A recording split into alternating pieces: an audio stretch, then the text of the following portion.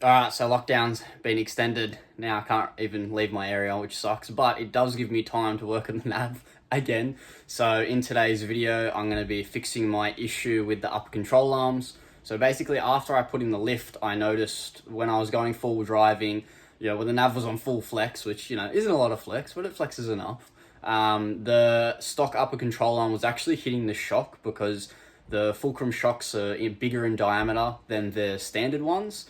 So it was basically just touching it on the lip. So from the forums, it seems like there's one of two things you can do. You can either grind down the standard UCAs, there's like a little bit on the lip that you can just get rid of, or the other option is to buy aftermarket control arms. So I'll duck down and show you exactly what I mean. All right, so I've just jacked up the car now. So it's on full droop, and what you can see here is what I was talking about, which is this lip here on the upper control arm is digging into the shock. And basically the reason I want to get rid of that is because it's starting to wear through the actual shock and I just don't want more problems. So that's only on full droop. Any other way, like, it doesn't really do anything, it doesn't touch at all. So this is what I was saying, you can grind out this little lip just here, but I was lucky enough to get some upper control arms. So basically what it'll do is it just has a bigger hoop here, so it won't touch it when it's on full droop. So I honestly was just going to grind down the standard UCAs because obviously that's the cheap way to do it, but I did find a really good Facebook Marketplace deal and I managed to pick up these, which are fully greasable. They're the Superior Engineering upper control arms for a D22. So that's what I've gone with. I managed to get a really good deal on Marketplace, which is nice. So if you want cheap piles, go look on Marketplace because there's heaps of random stuff that just pop up there. So yeah, instead of grinding them down, I'm going to pop these in. And yeah, they've been sitting in the box for like 2 months now. So I think it was finally time. Well, it was a good opportunity for me to put them in. All right, so I've actually already done the other side, so I semi know what's going on, which is nice. So these are both 22s. I'm just going to crack them loose. And then this one's also a 22, which I'm going to crack loose. And then after that, I'll just undo it. Not really going to bother about all that kind of camber and all the adjustments and stuff. I'm just going to take it to a wheel alignment shop after and just get them to do it because I don't want to say anything because I don't know what I'm talking about. This one's being a little bit stubborn, so I took the end of the pole off the handle of the floor jack and try and get it with this. There we go. There's also a split pin at the bottom of this you gotta take out first, which I forgot to do. So I just tried to take the split pin out and it came out in pieces. So I'm gonna have to get another one of those, but at least now I can crack the bottom nut. Finally, fuck me.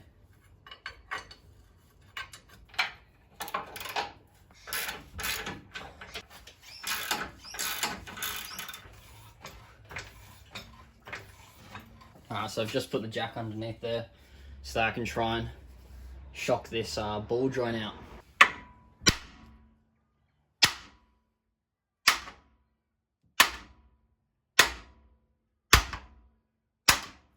Finally. Holy shit. So you could probably hear that. Finally popped. So now, once I undo these, should just be able to wedge this out. Now, the whole thing should just come out. And that's one standard UCA. It's going to go in the bin. So now I've got both of them side by side, obviously the superior one and your standard one. So it's a bit easier to see what I'm saying when they're out of the car. So that's the lip here. Even though this has a little bit more of a U shape, it's just the lip that bloody hits the shock, whereas this one has a bit more of a V shape but has absolutely no lip, so it's got nothing to grab onto the shock when it's on full droop. The superior one's also got, it's pretty standard, I guess, on aftermarket after control arms, but the all the greasable nipples kind of thing for the bushes and all that, whereas obviously your stock one doesn't have that. So I don't know whether you're supposed to do it or not, but I'm just going to go ahead and the inside's already greased. I'm just going to go and grease the outsides a bit just so it's easier to slip into like these points here and there, and also I'm going to head and grease up here as well just so it goes in all nice and smooth. Alright, so it's all greased up. I'll just pop it in.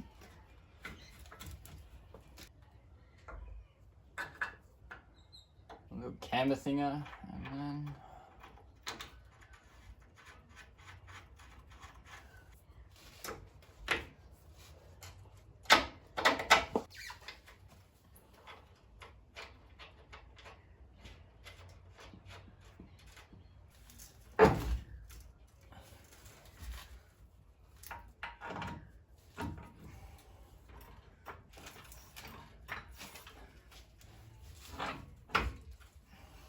and that's it.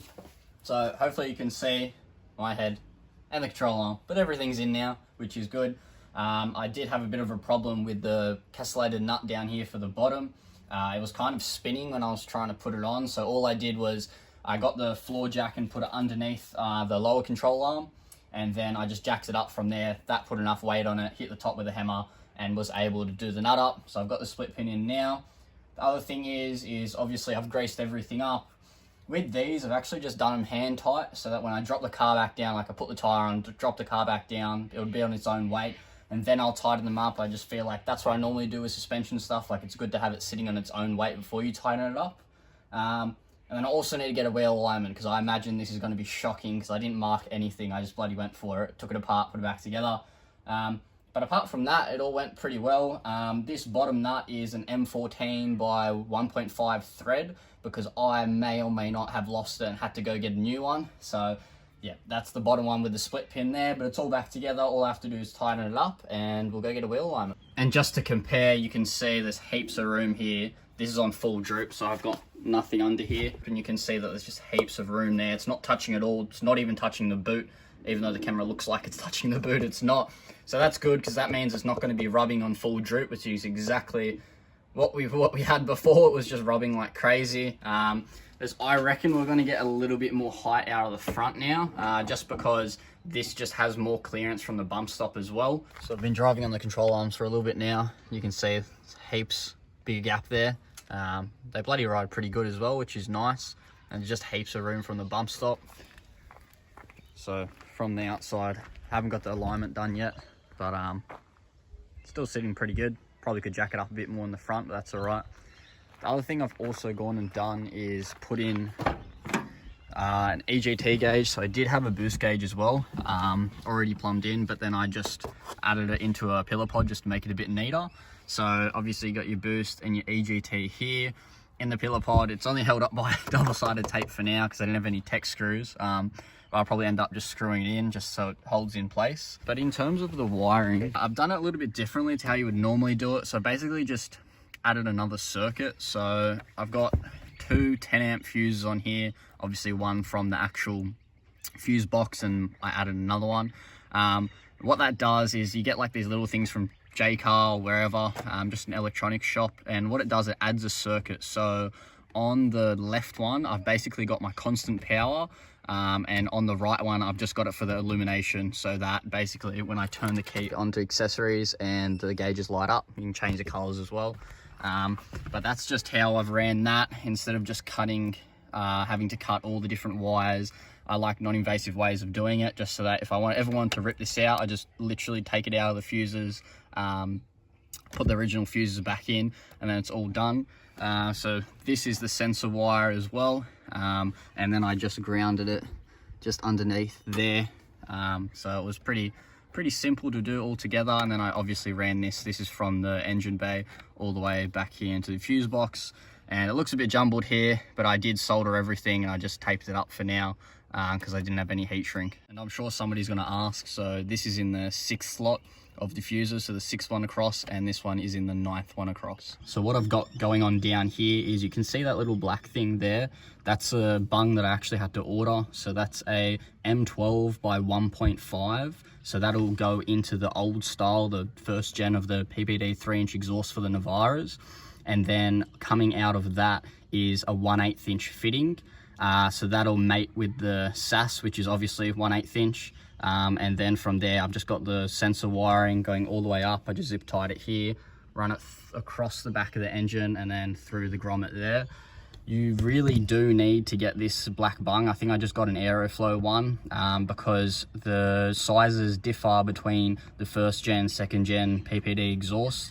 The 2nd gen already have a 1/8 inch thread there, but the older ones have the M12 by 1.5. That's why you need that adapter bung to be able to support the 1/8 inch fitting for the SAAS gauge. And then in terms of the boost gauge, you can see I've just cut this hose here, used the plastic T-piece, teed it off into the back of the a little rubber line that goes into the gauge, just ran it up, put it in conduit, ran all the way around, and just through the same grommet I put the EGT sensor wiring through as well. So that was a pretty easy one to do, and then I've just zip tied it on, so just make sure it stays on there. And then yeah, like I said, this whole thing goes all the way back up through the engine bay, through the grommet, underneath the dash, and then I just ran it behind here. You can like fish the wires up, and then it'll go up to the pillar pod and just plug it in at the back. Overall though, I'm pretty happy with the install. It honestly came out pretty good. That's what the gauges look like during the day. So now I just switched to some nighttime footage. So it's nighttime now, just filled up at the servo, and that's how the gauges look at night. And in terms of boosts, I have got a remapped ECU, but it's still running about 15 pound, which is stock. And then in terms of EGT, cruising around, it goes around 200 to 300, and then when I'm driving like a dickhead, it goes to just about 400, but never over. I haven't towed with it yet, so I couldn't tell you how hot it's getting, but I would imagine somewhere around that 400 or a bit over that. I reckon they look pretty sick, to be honest, because it matches my head unit as well. So overall, really happy with it. I thought it turned out really good.